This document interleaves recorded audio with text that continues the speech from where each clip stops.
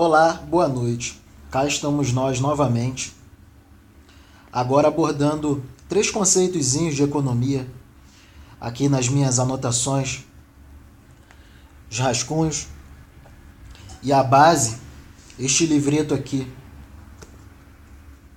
Economia sem mistério, glossário dos termos essenciais. Matthew Bishop, selinho ali da The Economist. Vamos lá.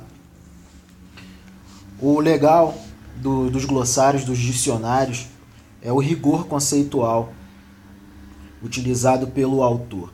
É o que confere qualidade à obra. Vamos lá. Primeiro conceito, inflação.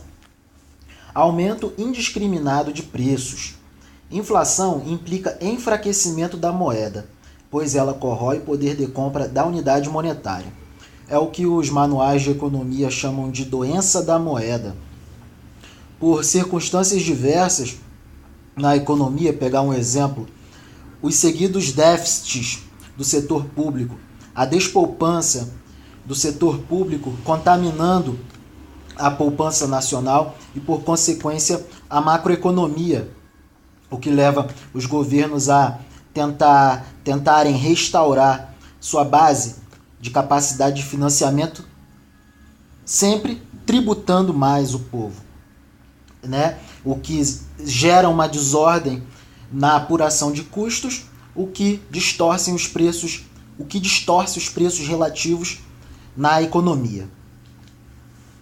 Desinflação, queda de inflação, significa um aumento mais lento nos preços, mas não a queda deles, que se chama deflação. Aqui tem uma sutil diferença. Um aumento mais lento nos preços. Os preços sobem de modo mais lento do que o normal. Esse evoluir mais lento, esse crescer mais lento nos preços de um determinado setor da economia, ou então da economia como um todo, esse aumento mais lento se chama desinflação.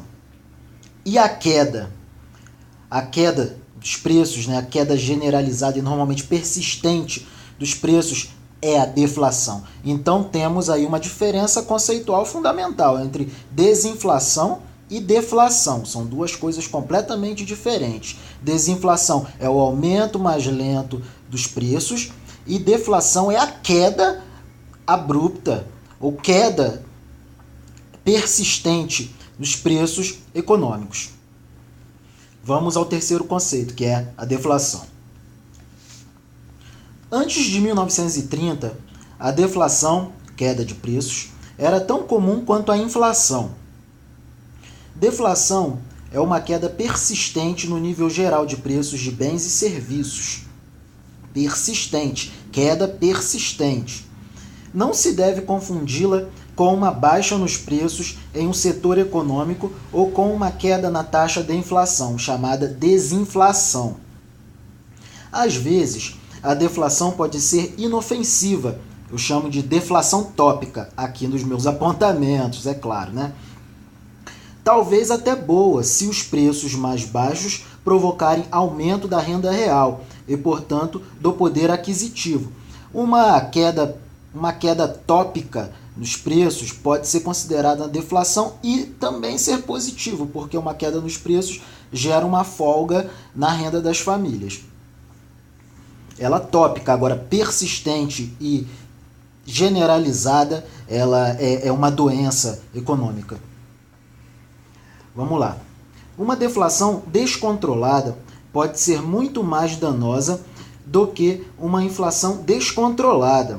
Então, em circunstâncias de descontrole, o autor aqui fala que é preferível uma inflação descontrolada a uma deflação descontrolada. Então vemos que é uma doença perigosíssima.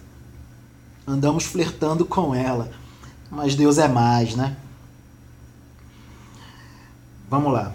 Vou repetir. Uma deflação descontrolada pode ser muito mais danosa do que uma inflação descontrolada, porque cria uma espiral viciosa da qual é difícil escapar. 1. Demanda reduzida bruscamente. 2. Capacidade excedente. E 3, uma oferta de moeda reduzida.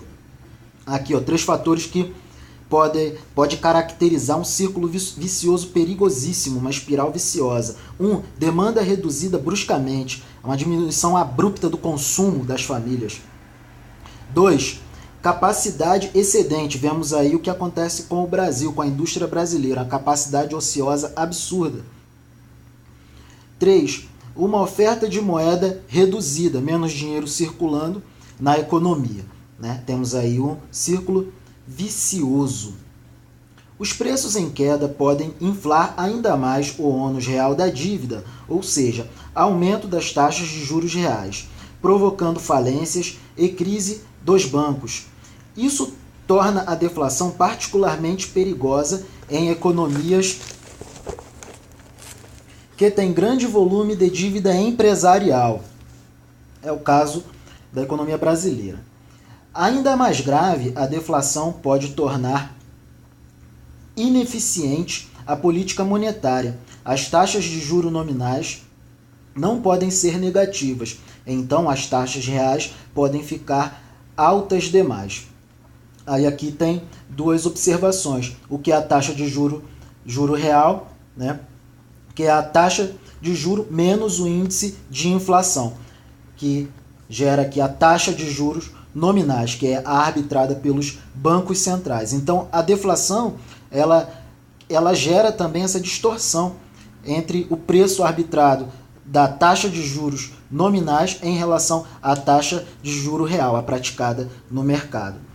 É isso, 3 conceitozinhos aí, né? Podem criticar aí se eu falei alguma bobagem, não sou faccioso, não tenho nenhum problema em me corrigir e procurar uma bibliografia adequada, né? Melhor, podem falar, pode criticar, estamos aí para evoluir.